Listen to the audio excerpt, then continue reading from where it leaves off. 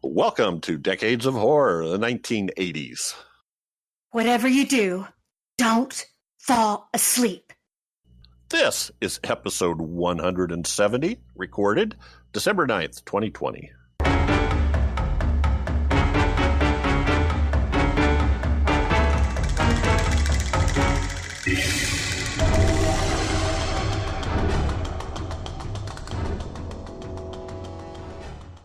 I am your host, Jeff Mohr, and this podcast is about horror films released between 1980 and 1989.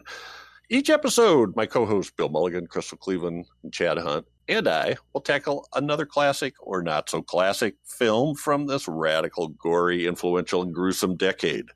Joining me tonight is Crystal Cleveland, the living dead girl and co-host of the Gruesome Magazine podcast. How are you, Crystal? Great. I mean, it's we're getting into winter here, and I'm not bloody. Are you getting enough sleep? Are you getting enough sleep? So weird. I know. I keep thinking of the beds. Yeah. Oh no, I'm wonderful. Yeah, it's all good. Yay.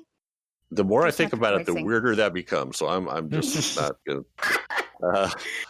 Also joining us is Chad Hunt, comic book artist and co-host of Decades of Horror, the Classic Era, and the 1970s.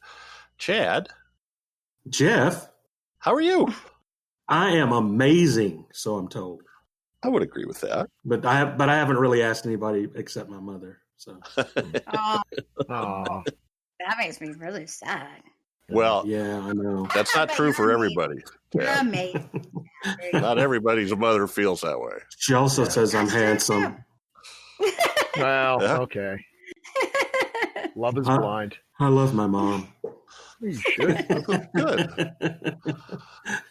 And last but not least is Bill Mulligan, writer, director, and special effects guru and co-host of Decades of Horror, the 1970s. Bill, it's good to have you here.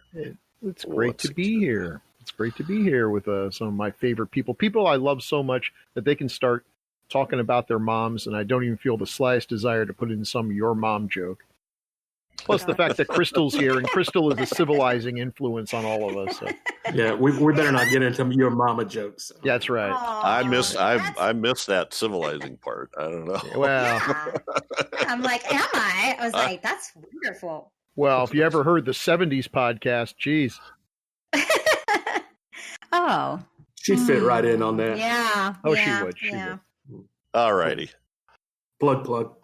Oh, we have a iconic. That's too easy a word. We have a stupendous. We have an awesome. We have a a groundbreaking, practically legendary, trend-setting film tonight. Yeah. Yep, A Nightmare on Elm Street, 1984, the original, directed by Wes Craven. I think written by as well. Starring Heather Langenkamp, Robert Englund, John Saxon, Amanda Wyss, Johnny Depp, and Ronnie Blakely. The monstrous spirit of a slain child murderer seeks revenge by invading the dreams of teenagers whose parents were responsible for his untimely death. Yep. Yep, that's pretty much it. Production company was New Line Cinema, which, by the way, this was their first film, I believe. What? Oh, that's cool. I think they were like a distribution company before that. All right. Also known as, I got a good German one here. Oh, boy. Nightmare. Mörderische. Oh, that sounds French. Yeah. Mörderische Trauma. Okay. Mörderische Trauma. That sounds Russian. Sorry. Yeah. Mörderische Trauma. Well, which means murderous dreams. Interesting. In Russia, dreams murder you. It works. The locations are in L.A. and a variety of places. I'm not going to get mostly into L.A.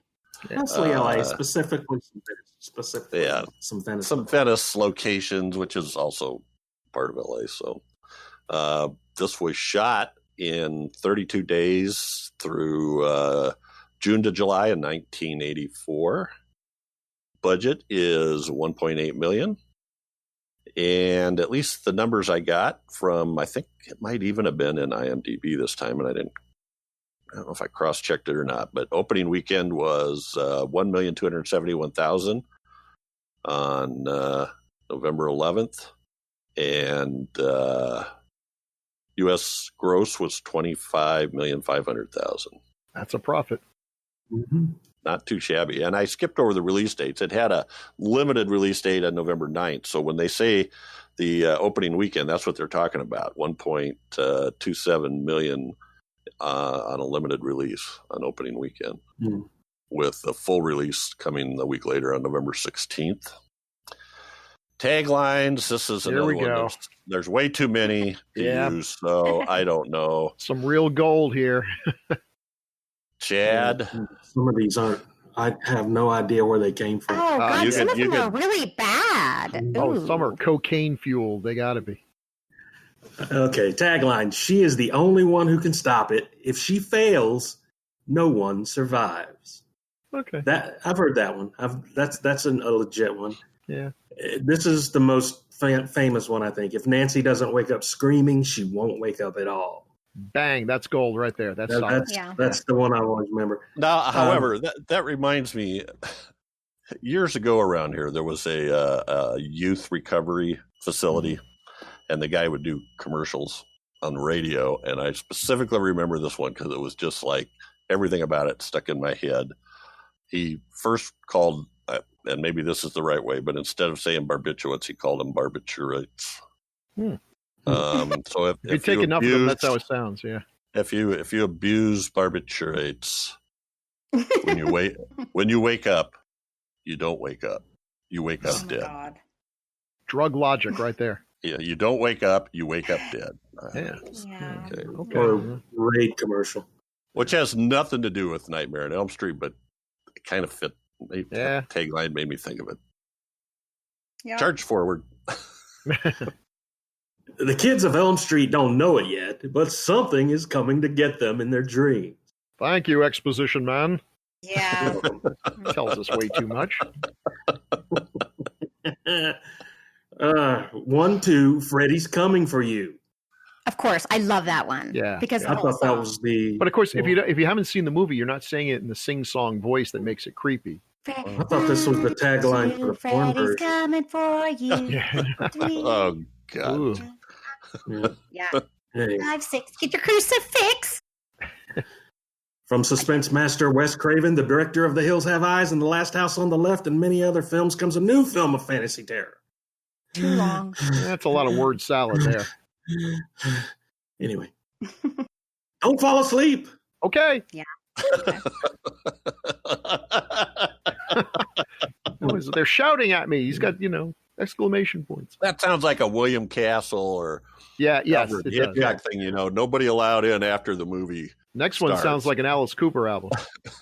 Which I was going to sing it like that, but okay. I'm going to do it now. Welcome to your nightmare. Midnight baseball bats and boogeymen. What the holy hell is that? Midnight baseball bats and boogeyman. That sounds like one of Johnny Carson's The Amazing Karnak things, Yeah.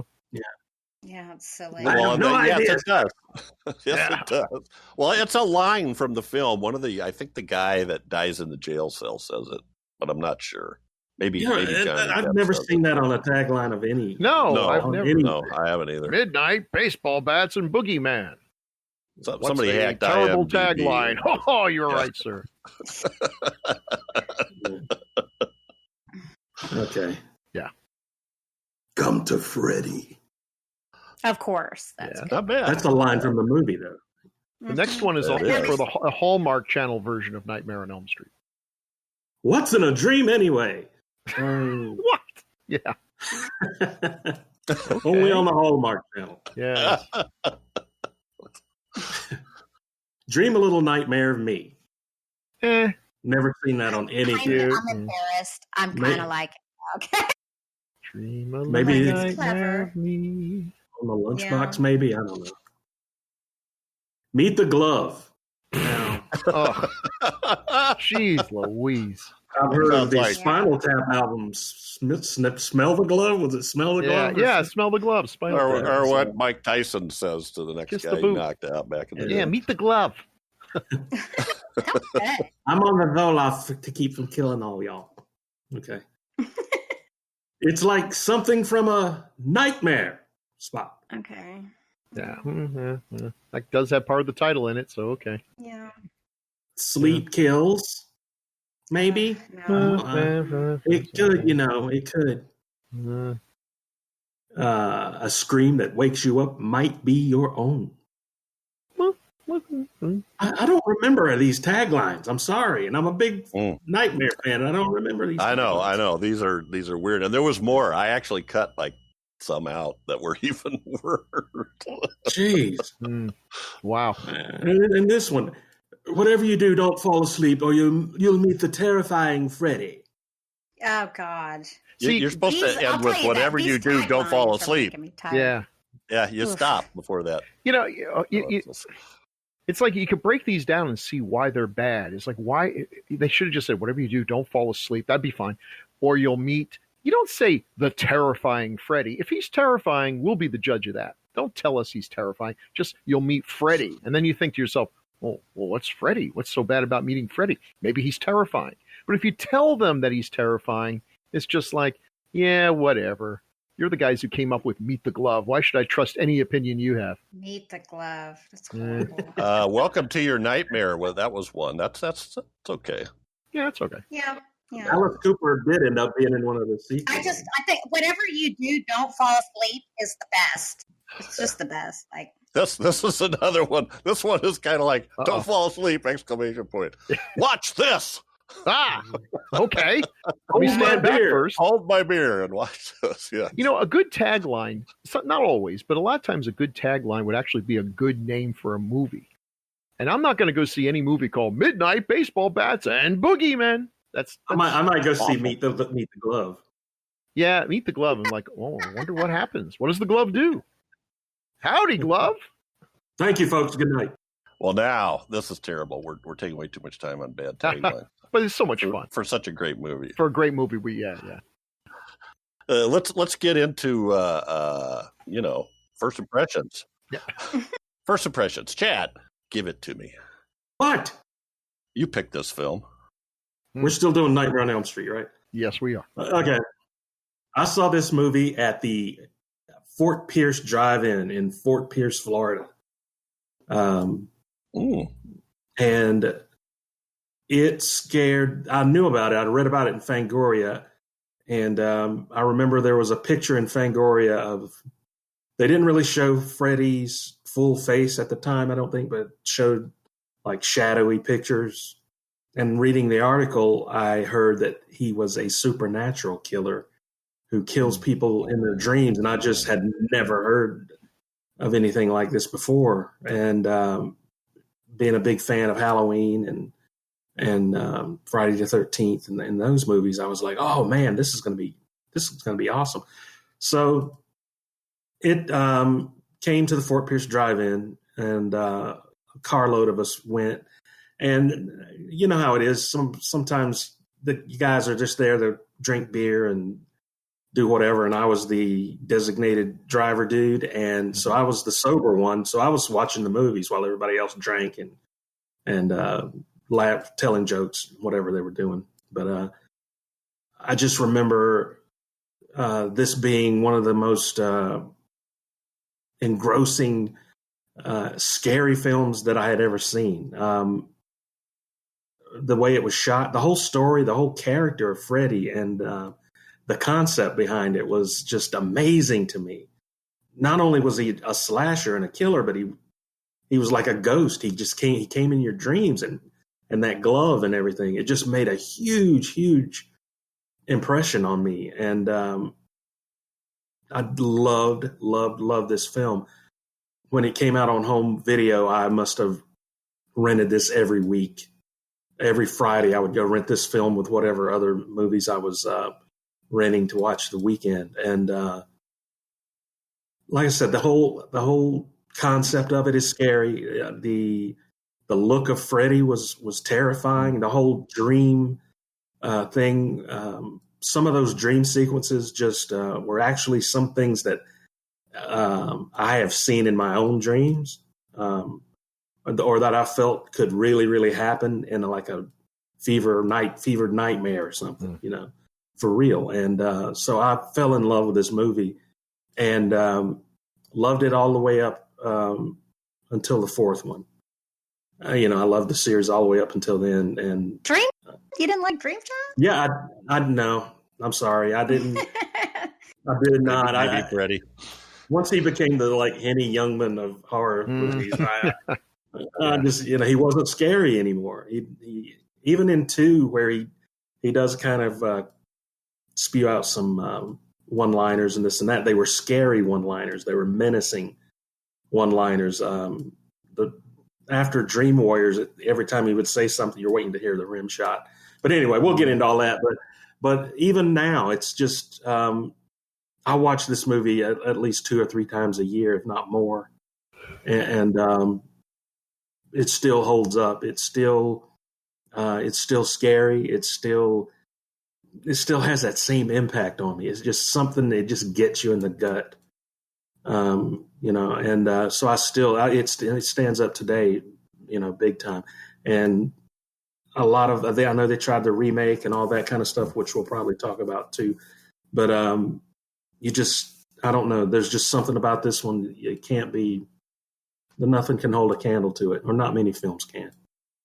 Yeah, I'm not going to argue with you there. Crystal Cleveland, how about you? When was the first time you saw this, and does it still hold up?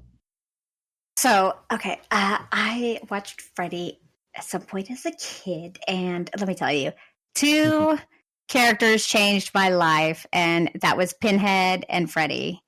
And I would love to tell you that I prefer one franchise to another, but I love them both so much, and they just have different feelings, just completely different feelings. I feel like Hellraiser is darker, but really beautiful in its own way. But God, I love Freddy. I love Freddy Krueger. I love a supernatural entity or killer. That's my favorite. Supernatural movies are my favorite. But I love a supernatural killer with a voice. I love that he talks. I love that he interacts. I love that they show that it looks like he has even feelings. He gets mad and angry, and it's, I don't know, it's just, he's really funny to me. I think that he is the most original and coolest looking creation as well. I mean, you see those blades, you immediately know who the heck it is. And I love that. I mean, just the sweater is iconic. Everything about him is brilliantly done. So I love all the Freddy movies. Okay. I mean, well, I don't like the remake, of course, but that doesn't count. I just can't believe that like, I know Dream Child is like 5, but I liked Dream Child. I kind of liked the Dream Master. I get number 4 kind of was a buzzkill, but 3, yeah, that's my favorite because I used to do gymnastics, and so I would picture myself. But I'm getting off topic, okay? About this original. I've seen this movie countless times throughout the years, and I still love it. Granted, I can look at it and I could pick out flaws, and I could say, yeah, maybe that's not the best here or there, but I don't even care. It's still so good. And just the whole, it's just funny. Johnny Depp. I mean, it's like, it's just so funny how young he was. I think the acting is great. I think everyone did a wonderful job. I think it was just a fantastic movie, and it still is. I mean, there's a reason why everyone hates the remake, and that's because as much as I hate to say that there can be only one Freddy, I mean, it's impossible to fill those shoes. Robert Englund is just fantastic. So it holds up. I still love it. I have a Freddy Krueger license plate on my car. The front plate is Freddy. So that's love. Yeah. I have a Freddy Krueger pillowcase. That's weird. That's cool. Green and red, by the way. Oh. So, Mr. Bill Mulligan. By cool, you mean alarming. Well, my wife won't let me have it in the bed, so it's she won't. Oh my God, that's funny. Actually, she's a sane woman. So I saw this in the theater when it came out, and let's see, so 1984. And for me, this was like a breath of fresh air because, as I've said, I'm not a big slasher fan. There are some slasher movies I love, but not very many. And the early 80s, oh my God, there were so damn many of them, and they were so uninspired. 90% of the time.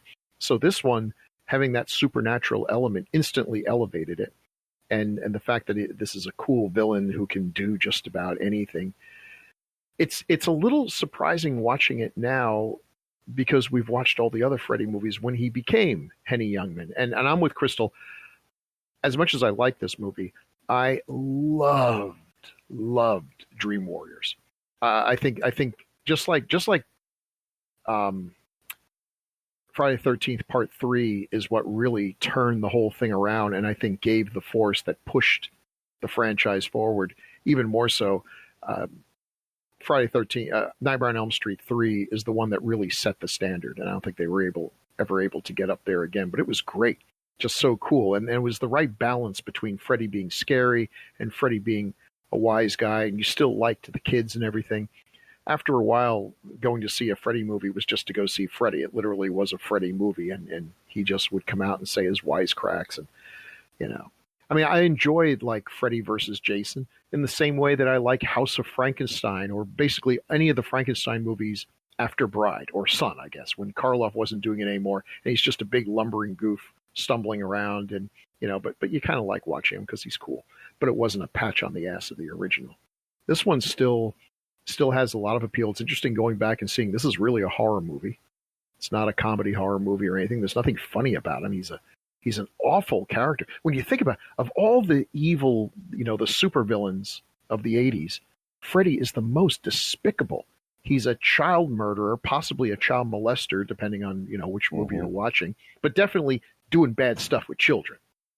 Yes. When I went to KB Hobby Store at some point, and there was the pull the string and listen to him say a wisecrack Freddy, I'm like, we are on the road to hell here.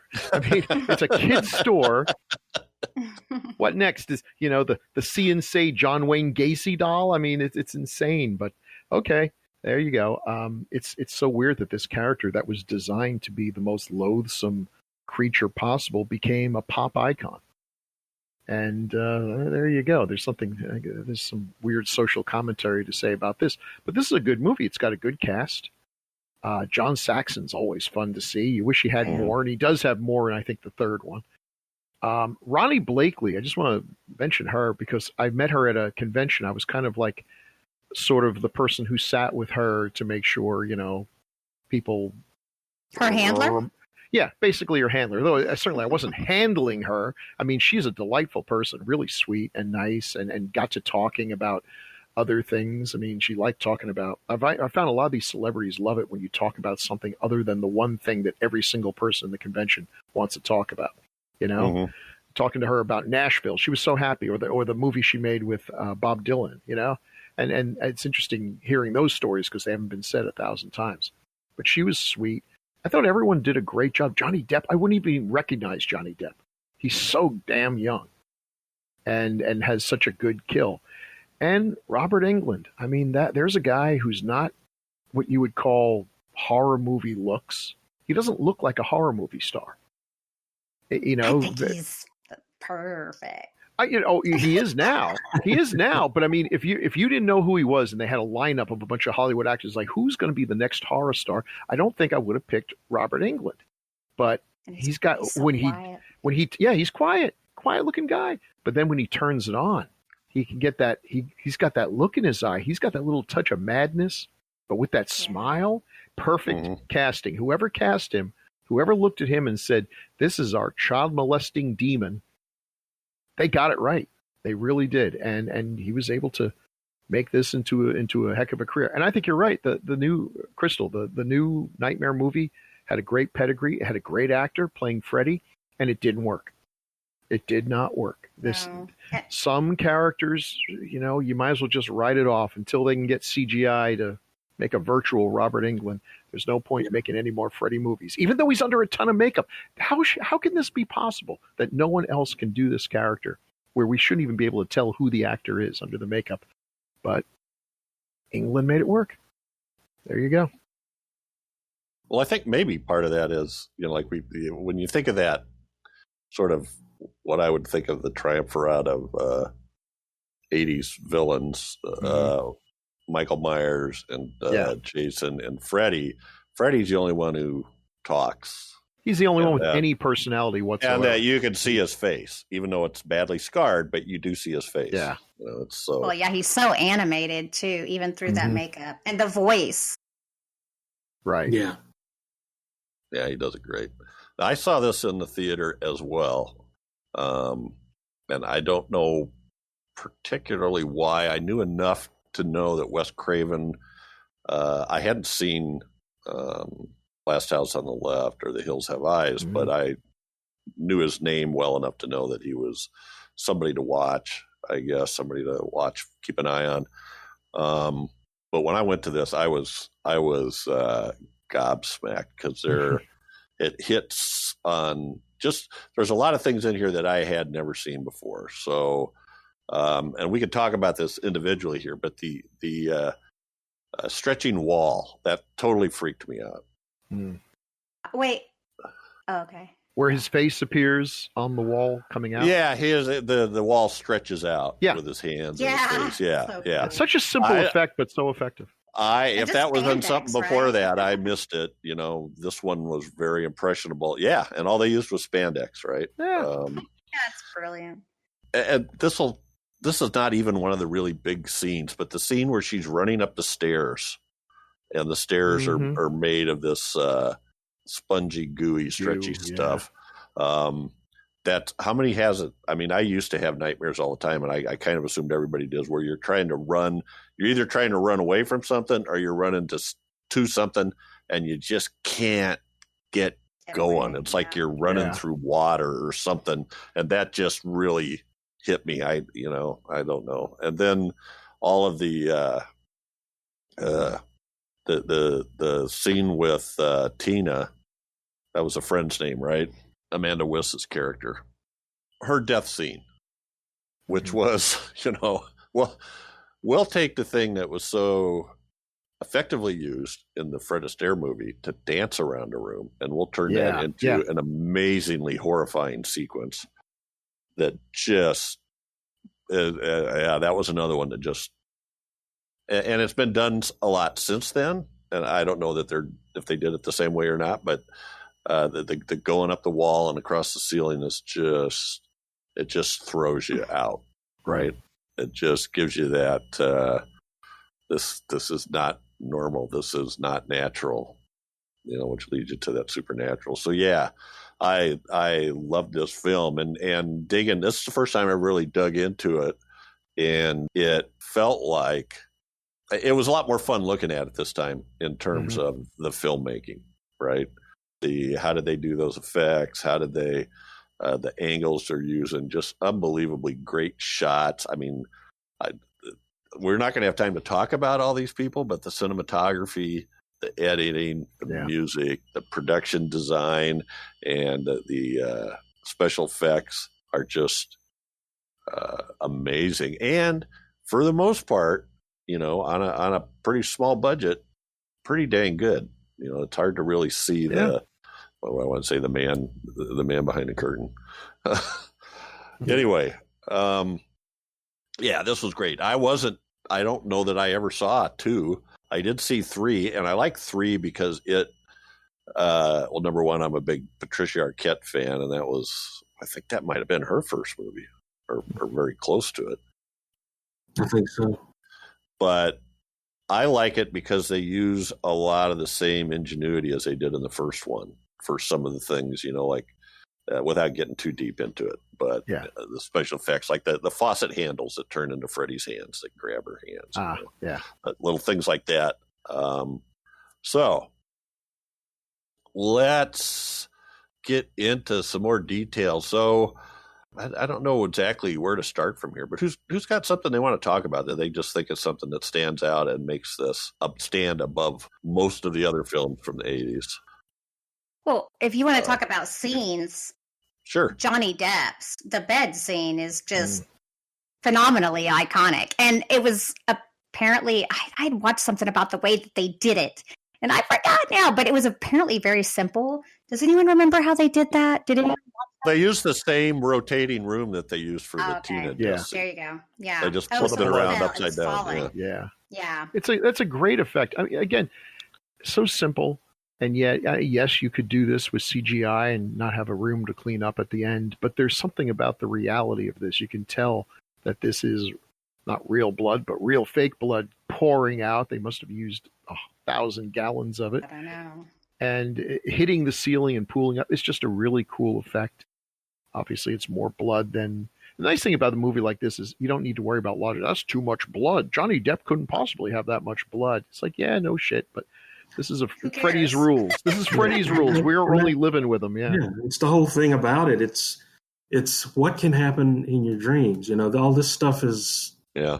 I mean, when I was a kid, I used to have just terrible nightmares. And a lot of this stuff, like her running up the stairs, and I would be dreaming like somebody's chasing me, and I couldn't get anywhere because my feet wouldn't move, and her feet are going up those stairs, and the sticky, and that's just, and the sheep running through the hallways of a darkened hallway, in school, just weird stuff like that could very easily show up in somebody's nightmares. Is just was something that really showed an originality, I guess, to me at the time when I first saw it, that I hadn't seen in anything else. And then the thought of this boogeyman coming after you that was horribly burned, and you didn't know why he was trying to kill you, and that kind of, it's just it embodies a nightmare perfectly to me. Being chased by this shadowy figure down an alleyway, and his arms stretch out, and so you can't get away, and then showing you horrible things like him cutting his fingers off, cutting his own fingers off, stuff like that. Just stuff that would show up in nightmares. Right, you know? Dream logic. Nothing made sense, but it made sense for the movie, and that's what made it so horrifying to me, I guess. I think one of the things that I like about this, and this is something that I realize is in a lot of Wes Craven movies, I like it when the victims fight back. It might be a losing battle, but they fight back. And all the way from Last House on the Left, where the middle-class parents start setting traps for the bad guys, to Hills Have Eyes, where the normal people are fighting back against the mutants. The kids in this movie, and even more so in Dream Warriors, you know, they're not just going to go gentle to the slaughter. They're at least going to put up a fight. And if they don't care enough to stay alive, why should I care if they stay alive? So I think Craven really does a good job of that. I started thinking, man, I wish Wes Craven had directed Home Alone. Maybe that would have been too dark. But well, she pretty much does the Home Alone stuff, doesn't she? Yeah, she does. With her little what is that manual she has? The booby trap manual for World War II. Yeah, home. Yeah, something you download off the dark home web. Defense or something. And we have Joe Pesci playing Freddy Krueger. Yeah. You come back here, Nancy. The one part that is a little silly sometimes, it's like, you know, I'm going to smash a vase over his head. It's like, why would that have any effect? But I guess, you know, yes, in the dream world, you'd think he has her at an advantage at it. But as long as she believes that the vase will actually knock him silly, I guess it actually works. Or maybe he's just toying with her all along. I mean, I guess the one thing I got to say, I do have a little bit of trouble with the ending. And it's a great ending. It's an iconic ending. I'm a simple guy. I kind of like endings where good wins, evil loses, or evil wins, good loses, but it's clear, and it's not really clear what happened at the end. Is this a dream? Is it a dream of a dream? But all of that aside, the scene where Mom, Ronnie Blakely, gets pulled through the door, it can't help but make you laugh. Yeah. And it makes sense from the dreams. You know, it's perfectly logical. Why shouldn't he be able to do that? But the visual makes you laugh. And I think that might have been the one. It obviously wasn't enough to hurt the film's popularity, but I think it might have been the one misstep. It did not. That did not make me laugh. It didn't? Oh, no. God, I chuckled. I mean, I understand that it's that obvious now, but when that happened, it shocked me so much. And the inability of something like that to actually happen just put in that unnaturalness. And to me, he won. Freddy won at the end. Yeah. Well, you saw about the battles over the ending, right? No. If you had the Blu-ray's got like 4 different endings on it. Really? Yeah. So Craven wanted a happy ending. Yeah. He wanted him driving off and going to school. It was all a dream kind of a thing. What's his name? Robert Shea, the producer. He didn't want that. He wanted something more dramatic. He thought all the good horror movies, at least from his point of view, had stingers kind of on the end. And so he wanted Freddy to be driving the car when they drove away. Mm-hmm. And they shot that version. And then what they ended up with was sort of Craven's sort of compromise with he absolutely refused to have Freddy driving it, but he had to bend a little bit because Robert Shea had gone to hell and back to find the money for this thing and keep things moving, apparently. Right. So, looking at the stories, this movie, it's amazing it wasn't lost because they almost shut down. They were running this. If this film hadn't hit, everything, the whole studio would have gone under. So, it seems like a no-brainer now. If this was going to be this brought them back, but. Yeah, and even Heather Langenkamp was going, it was a little disorienting as an actress to have to shoot 4 different endings. You're kind of going, do these guys know what they're what we're going for here? But anyway, so yeah, I like out of those options that they shot, I don't like the one It Was All a Dream. That's one of my pet peeves. I hate It Was All a Dream things. Right. I'm Me too. I just wasted all my that's time. Oh, I hate that too. Mm-hmm. Mm-hmm. Well, I think for this movie, this It's All a Dream sort of fits right in with the whole aesthetic of the movie, I think. Don't you think? Well, it does. No, not that sort of It's All a Dream. I mean, It's All a Dream and it never really happened. Ugh. Yeah, I hate those kind of endings too, but I mean... killed JR kind of. Yeah. Yes. Yeah, so I like the ending, and I know that it's, from a special effects standpoint, that's kind of a cheesy pulling it literally was I don't know, a foam doll or inflatable doll or something that they jerked through that hole. But I thought just the fact, the way it happened so quick and so surprising, and it was something that couldn't really physically happen, just was a shocker for me. Well, I remember seeing it, and it was and it does look cheesy now, but at the time I saw it, I was like, what? When she gets jerked through the... Hey, can anyone solve a question for me? Which came first, Nightmare on Elm Street or Stephen King's It? Oh, the book? The book? Yeah.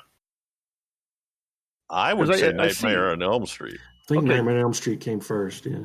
Now, of course, who knows? It may have been working on the book for 5-10 years, but it does feel like there's a lot of similarities in the idea of Pennywise or Freddy using your dreams as a way of attacking you.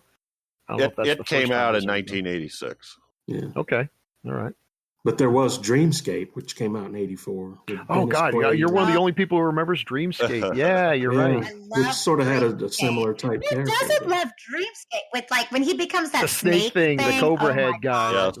Wonderful stop motion. But that's a movie that sort of fell through the cracks and doesn't seem to get... why hasn't it been remade? Not that I would like it, but it seems like that's one because if they were to remake it now, it would seem like they're ripping off Nightmare on Elm Street. True. Yeah. Such a good movie. Well, and it's not like dreams is something that doesn't happen in movies. There's lots of movies where dreams take place. Where they're, I mean, we can even go back to The Cabinet of Dr. Caligari, where I think it kind of ends up that way, and the somnambulist that Dr. Caligari is controlling. Right. So, but this is so totally different because you're sucked into the dream and you can die into the dream. And then this idea that you have to, Craven said he struggled with the idea for a long time because he couldn't figure out how do you kill this guy. Right. And it wasn't until he came up with this idea of holding on to something to bring it into reality that kind of solved the problem for him. And so then they give you foreshadowing of that by having Tina's nightgown is slashed right in the front before all the other stuff happens, and there's other things. She comes out with Freddy's hat, Nancy, at at some point. So I just think the way they laid this all together, and there's lots of other things that kind of went into this. Any comments about actors, performances, or more comments about scenes? Chad, did you have any particular one? Did you get to talk about what you wanted to bring up? Oh yeah, I mean, we'll talk about it all, but I mean, as far as the actors go, we should mention that David Warner of the Omen fame was originally considered for Fred Krueger. There is actually a couple of pictures of the makeup tests for him and the Freddy makeup. I think you could probably Google it, David Warner Freddy makeup, and it'll bring up some of those pictures. But I can't remember the exact reason why he was not chosen for the role, but that would have been an interesting, a different take for sure on Freddy. I don't know what he would have brought to it, but yeah, it's just from beginning to end, and knowing what we do now about a lot of the ways that Craven came up with Freddy Krueger, that he was based on a bully that used to pick on him in school, and then I think he once saw an old man in a nasty sweater that kind of looked like Freddy now, that was kind of standing outside of his window looking at him, and just kind of where you got the ideas for it. Knowing all that just makes Freddy Krueger even more creepy, and that's why I always love this version of Freddy the best, because I feel like in a lot of ways he suffered the same fate as Frankenstein monster and Wolfman, where in people trying to cope with the fear of this character, and they kind of you've had to normalize him a little bit, and or make him, and it makes him not as scary when he gets the jokes. And I mean, some of those later movies are just unbearable for me to watch. Have another meatball, so and so, that kind of thing. Right? Come on, I'm a ball scarecrow. Yeah. That kind of thing. I love the scary halfway into shadows Freddy, who's whispering, "I'm going to kill you slow," and just creepy like that. And this movie is, to me, is one of the scariest movies I've ever seen.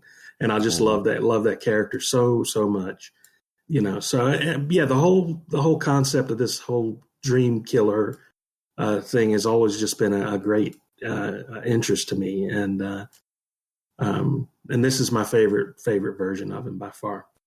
I like the makeup in this. It's interesting watching it how kind of understated it is. We don't see the classic Freddy that we all know and love now with the scar makeup and everything. This one, I guess, maybe a little more realistic in terms of what a burned guy would be like. But the later stuff is so iconic, because at that point we no longer were trying to keep in the shadows. Maybe that's part of the problem. I would agree with you, Chad, is that after a while we want to see Freddy is like up there, front and center. There's no mystery there. We see every divot, every scar on his face. Here he's largely in the shadows. He is just a boogeyman. And but they really were. They had some good ideas. Sometimes you think, man, people are just firing on all cylinders. Whoever designed those gloves, how iconic those things. I know. Yes. So cool. That's gold. That's like, Jason had his hockey mask, and Freddy had his. It's really good. If you're gonna have a franchise, you got to have some sort of lifeless symbolic thing that as soon as you see it, it's like, whoa, all you gotta do is the screen is black, here's a hockey mask, guess what, guys, there's a new Friday the 13th movie. At the end of one of those Jason movies, when the gloved hands came out and took his mask and dragged to hell, we're like, holy shitscapes, there's gonna be a Freddy versus Jason movie. We were giddy with delight. It's so cool that and then the stupid sweater, horrible red and black. The sweater is so, If you wore that to high school, you would have been beaten mercilessly, even by other nerds. And yet now it's scary. It's you can get away with it. It's just good stuff. There's definitely a primal chord that Freddy strikes with people. because you're vulnerable in your dreams. Like, it's the one place where you can't control. Right, yeah. right. And people felt the same way when the first time they saw the Frankenstein monster and Dracula, and they'd never seen anything like that before. And it was, if you read some of the accounts of back then, people were terrified. Oh, absolutely. Of these movies, Frankenstein, the old Universal monsters. But then they became more and more normalized and more geared toward children and that kind of thing. It wasn't too many years later before they were meeting Abbott and Costello. Yeah. Right. And I think Freddy met that same fate. He was just overexposed, and he became overexposed, and he wasn't scary to anybody anymore. So people were just coming not to be scared, but let's see what Freddy has to say this time. If you're watching American Horror Story and all of a sudden Freddy were to show up, you'd be like, oh my God, and you'd start laughing. Yeah. Because here, we're going to have fun now. I can't wait to see what Freddy's going to do here. By the way, that's a good idea. Step back to the glove for just a second, just because, number one, just the whole concept is freaky and yet somehow cool, those long stylized curved blades. But the other thing is, and I don't know if they thought of this, I think they came up with this after the fact, but everything from the all the visual and sound effects that come from that. There's his sparks. His claws thing. Mm-hmm. Yeah, there's the sparks on the steel wall. There's him running it down the chalkboard type sound, and then also just when he flips his hands, there's a clanging or knife sounds. That just brought my glove in here so you could hear it. I couldn't believe when I read the thing about how they achieved the spark effect, which is just genius and insane at the same time. So it was attached to a car battery, and somebody was wearing it. I mean, the hell. Well, you'd better have a real professional on the set, because if you did that to me, if you gave me electrified gloves and turned me loose on a movie set, I'm chasing Tom Gore around there like a Benny Hill sketch. That was cool stuff. Well, what about Heather Langenkamp's character? Because or any of them, I guess, but Heather Langenkamp, I thought, was you kind of brought it up already, Bill, but the idea that Craven has characters that are intelligent and fight back, and she has a definite arc through this movie that's really cool and makes sense. It doesn't just develop out of nowhere. Any comments on that, or any observations about the character of Nancy Thompson? I think everyone loves Nancy. I mean, what did you think about her, Crystal, from a young lady watching horror movies and where the girls are usually the victims? Did she strike a special chord in that she was a fighter? I think every girl did, because so she seemed like a real girl.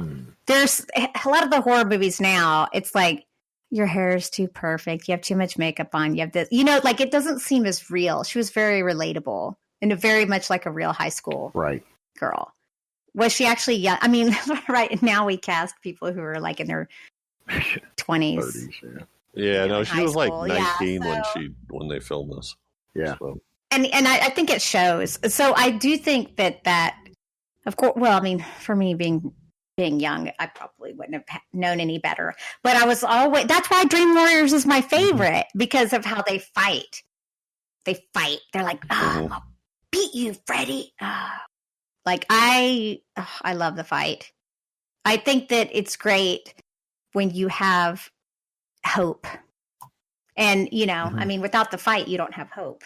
So, yeah, you have to have a character that's strong. And, I mean, of course, I'm glad she's female. Either way, I mean, whatever. I don't focus too much on that. Yeah. I love it when they're women, though. Well, the whole series has, I don't think there's any one except maybe the second one that had a male protagonist, So, I think they carried that thread through the whole series, I think, of having a strong female lead. Definitely that whole final girl thing for sure. But I think she was one that really, I mean, up until that point you had Sigourney Weaver. maybe with the strong female. But how do you not love her? Yeah, but she's a totally different sort of she's like this is a teenager who's having to take up be strong because none of the grown-ups are being strong. Well, I think that's part of it. Is we got the sense that this is a young girl who her parents have split up. She loves her dad, but he's kind of distant and buried in his work, and mom is just drowning her sorrows and I thought that's another thing. I thought Ronnie Blakely, watching her performance here, at first I'm like, gee, I love Ronnie, but this isn't really that strong a performance. But then you realize just how, the horror that she's lived through, and she's trying to forget it. So actually, it's a good performance. It's what you do when you're drinking and taking pills and everything else just to try to keep this away. So she did this terrible, horrible thing to protect her daughter. And at the same time, this has caused her to kind of lose her daughter too, to not be there for her. She made almost the ultimate sacrifice to, and in the end did to protect her, which is an interesting thing. Another Wes Craven thing. If you go all the way back to Last House on the Left, yes, the parents of the murdered daughter take their horrible, horrible vengeance on the killers. But at the end of the movie, there's no sense of triumph. It's like they've lost something by putting themselves down at the level of these monsters. They themselves have lost something. And I think this is a logical extension of that Freddy Krueger, nobody deserved to be put to death more than Freddy Krueger, but doing so had a real cost to the people who did it. And ultimately it festers and manifests itself ultimately in their children being killed off by this creature. It never goes away. The cycle continues. Well, and in the end, as she gets, in a way, is forced to be stronger and stronger because, number one, nobody will believe her, or number two, they won't tell her the truth. Yeah. At the end, she's like, she's now the mother. She takes the bottle away from her mother. Yeah. And tucks her in, kind of thing. But there's I forgot what I was going to say. Yeah. Anyway. Oh, well, the idea of bad communication as well. They're keeping a secret, and that's because of them keeping this secret. I'm not sure if it would have never happened. What's in the movie, but it certainly would have changed how they went about it. And then, so first off, they're keeping the secret. Then things like the communication doesn't go. Nancy tries to call Glenn to warn him, and his dad intercepts the call. Idiot. Yeah. Just stop it. Leave him alone. You're crazy. Grown-ups are pretty useless in this. Go to bed. They really are. Yeah, they are. They are. Even her dad, even when she says, come by at exactly this time, he's like, yeah, sure. Yeah, whatever. And then when she's, God, all these things, when she's, they bar up the windows, right? That's the, somehow or another, that's the adult reaction to the daughter having nightmares. That keeps out demons. Yeah. Yeah. Well, it kind of takes that concept of, like, even going back to the 50s movie, like The Blob, for instance, when it was teenagers versus adults, right. This takes that whole concept a bit further. It really shows like Bill was saying, the consequences of keeping these secrets and not listening to what your child has to say. And it sort of takes that whole concept a bit further than movies up to that point. I think. That is right. a pretty and common. She's screaming between the bars. Yeah. I've got him trapped here. Come on, quick, help me, save me. Go to bed. And the guy says, hi, we've got everything under control. Don't worry. No problem. You were going to say something, Bill? I was saying, common fears of a child that your parents have secrets they're not telling you, and that you, conversely, when you try to tell them truths, they don't believe it. Right. So, that's interesting. I mean, I don't know much about Wes Craven's life. I'd be interested to know where, they always say, where did this darkness come from? And maybe he had a perfectly normal upbringing. But I do kind of wonder when you see the themes of how normalcy is broken down by these horrors from the outside and everything. I'd be interested to know where it came from. But two quick comments on that, because that's another one of my fears is that, I divulged one about being locked up in an insane asylum on the 70s episode and not being able to get out. Well, this one is that exact one, is how it really works on me when somebody's trying to warn somebody and they can't get their attention. That just, it's very unsettling and frustrating. And I don't know how to describe it other than I don't like it. It's very emotional. The other comment is, we were talking about what this was based on.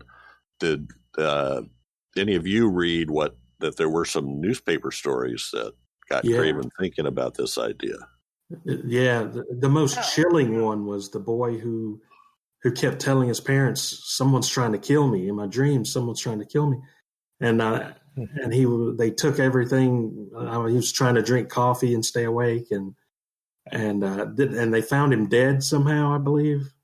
And they ended up finding him like in the closet asleep and he had smuggled a coffee maker in there to be able to drink coffee to stay awake. But he finally, after weeks and weeks and maybe months of telling his parents, "Someone's trying to kill me," and them not believing him, they found him, huddled in a closet, dead, with a coffee machine and other things to help him stay awake, no-dose pills and that kind of thing.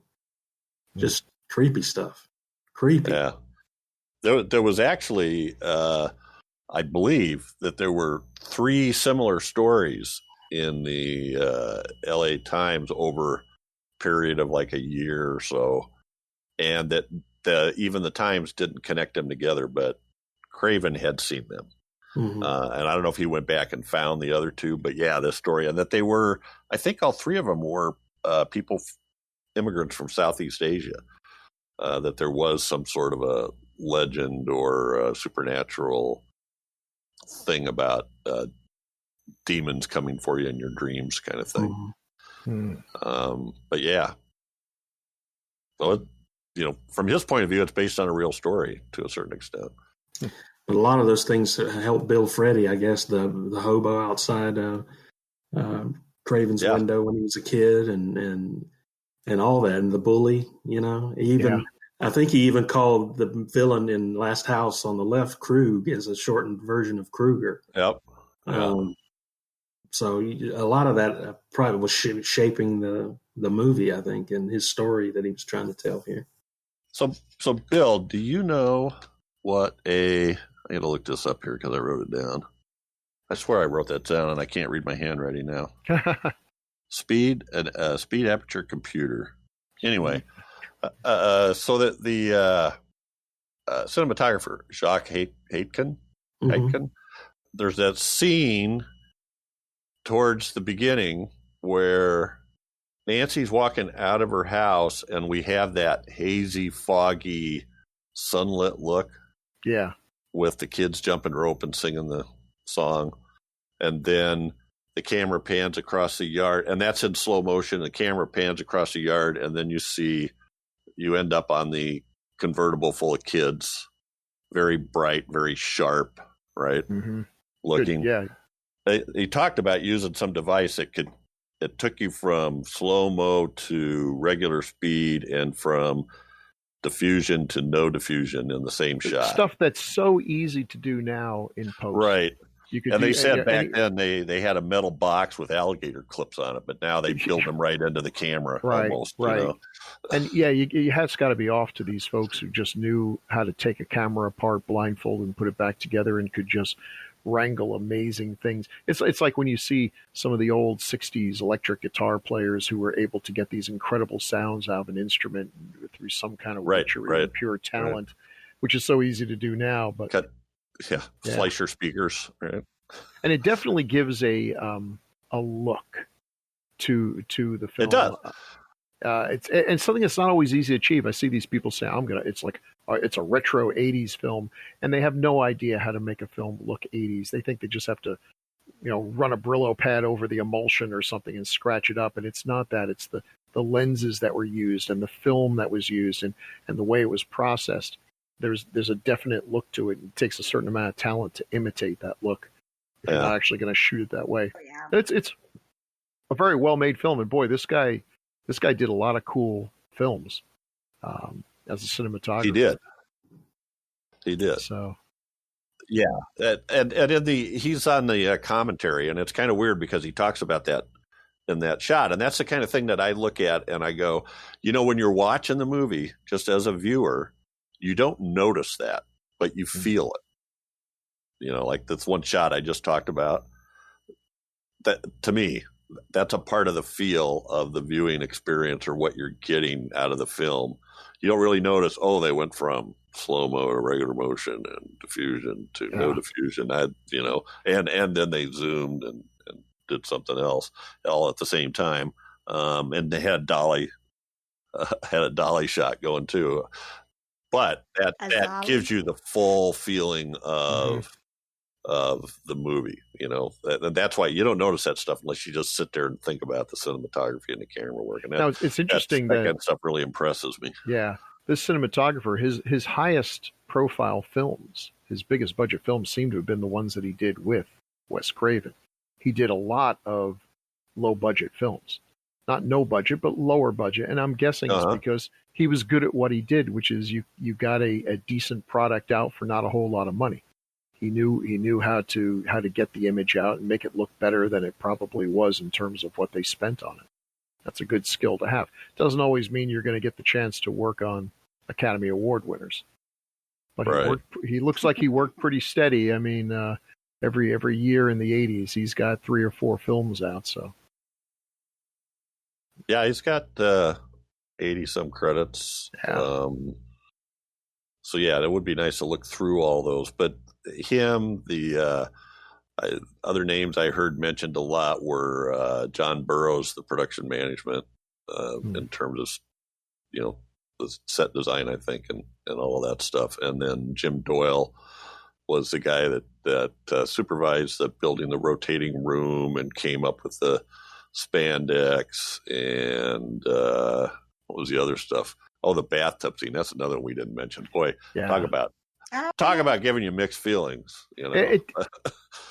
There is a certain level of skeeviness I feel watching this movie now. The kids are so young, they're as young as they're supposed to be, which, so you can't even get away. It's like, oh yeah, she's playing a high schooler, but she's really, just graduated from grad school. No, these are really young kids put in pretty exploitive situations. Maybe I'm being overly sensitive now with the way things are in the world and what we know about some of the horrible conditions that these films were shot under.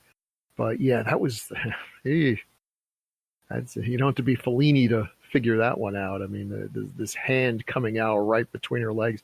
You watch a scene like that now and you're thinking, oh, this must have been an awkward shoot. It kind of takes you out of the moment. But certainly it's a vulnerable moment. I mean, she's not even aware that it's there, which is kind of cool that she's not, until the thing drags her down, she's not even aware of how close she got to being sliced open there. Right. Well, and in her talking about it, she doesn't act like there was anything awkward about that at all. Mm-hmm. Heather Langenkamp after the fact. A bathing suit on. I mean, I'm sure. Yeah, that's true. It seems a lot more risque, I think, than probably, I don't know. And Robert, I bet he was very, I don't know if he was even the one. Actually, it was the special effects guy, Jim Doyle. It was his hand coming up in the water. He was standing down. He was holding his breath. He was standing down underwater. I guess he was. Yeah, I sure hope he was. In this tank. Well, he wasn't wearing a scuba tank, I guess. Well, no, because it would be looking like she's breaking wind in the water. There'd be bubbles coming up. Well, they could. Well, anyway. How could he see? I mean, he could hear. He can't see. He could hear the dialogue. They said through the water. He could tell when it was time to. To put the hand up, though, like see where to put it. It's like that could have been. Hey, getting a little close there, Robert. There's a bigger tank underneath that he's in, and she's in this, little kind of almost like sitting on a box kind of thing. She said it was hard for her to sit there because she had to have her legs propped up on like a 2x4 almost to hold that position. So, boo hoo hoo! She's not. It wasn't the way you'd be sitting.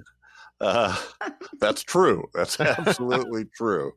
And he was also the guy that it was his face pushing into the spandex. right?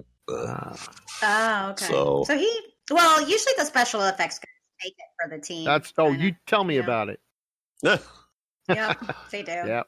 I saw somewhere too that this is the first. They think this was the first case of using a breakaway mirror, where he comes through the mirror at Nancy in her bedroom. Breakaway mirror. I don't know why that would be a thing, but I'm trying to think of any other examples. Maybe Phantasm. Breakaway mirror. Anyway, we're running out of time.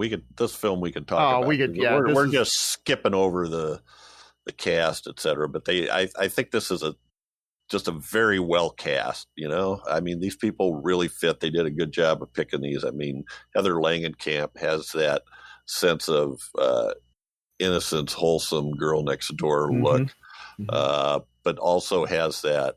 This is another one of those cases where she's got a very full head of hair, thick hair, and they let it get a little wilder and a little wilder as the movie goes on, to project that. Right. I'm not getting sleep, I'm getting more frantic. I'm getting more worked up. Anyway, any final comments from you guys? I hate that we have to wind up, but we could talk about this for hours. So yeah. Maybe we'll come back to it one day. Yeah. Well, I don't think there's anyone listening that hasn't seen this. Yeah. But God, if you haven't, geez, I can't believe you're listening to a horror podcast. It's one of in my opinion, one of the best horror movies ever made. I agree. Yeah. Absolutely. There's certainly a reason why it caught the zeitgeist. It caught the attention of everyone and started a franchise. Well, everybody's got to sleep and everybody has nightmares. Like I said, he hits a primal nerve with this movie, and Craven to me has always been a hit and miss director, but when he hits big time, and this is where he hit big time, I think, and this sort of made him, I think. Yeah, and again, this is one of those movies where, despite the budget, everything about it really works well together. Not only is it a unique story, it's got unique gimmicks, it's got great special effects, the acting is good, the cinematography is good, the music is good, which was done for almost nothing, apparently. They told him how much money they had, and the guy said, well, maybe I can just do this at home. We won't have to use an orchestra. And so, anyway, great stuff. Yeah. Anything else anybody wants to get in before we close out here? See it. Yeah. See it. Yep. There's no way if you're listening to this podcast, you've never seen this movie. Yeah, watch it again. Watch it again. So I don't have any feedback this time. Okay. I would tell people, check out the Gruesome Magazine YouTube channel. And also on most maybe we'll see you there soon. Podcast aggregators. We are working towards getting everything on videos, including this podcast and the classic era. Well, Crew Believers, that's it for this episode, but every 2 weeks we'll be focusing on a specific film released between 1980 and 1989. Next up is one that I picked. You guys don't know what it is yet, do you? No, we don't. Nope. I've decided to do The Hitcher. The Hitcher. I've never seen it. Eric Red. I don't think. Yeah, good pick. Good pick. Rutger Hauer. Yeah, that's a oof. Oh, that's got some whoosh. I haven't seen that for a long time, and it had an effect on me. All right. There's plenty of ways to stay in touch, so please send your feedback to feedback@gruesomemagazine.com, or you can leave comments on the YouTube channel, or on Gruesome Magazine's HNR and DOH podcast Facebook group, or on the website, gruesomemagazine.com. So, make comments. We live for comments. We love feedback. It gives us a chance to hear what you guys are thinking, or throw us up some ideas. Catch us again here in 2 weeks for another great horror movie of the 1980s, as only decades of horror can do it. Say good night. Good night. Good night. Nancy. Who's your boyfriend now? Doc. Oh, I wasn't supposed to say that. He's going to be so angry.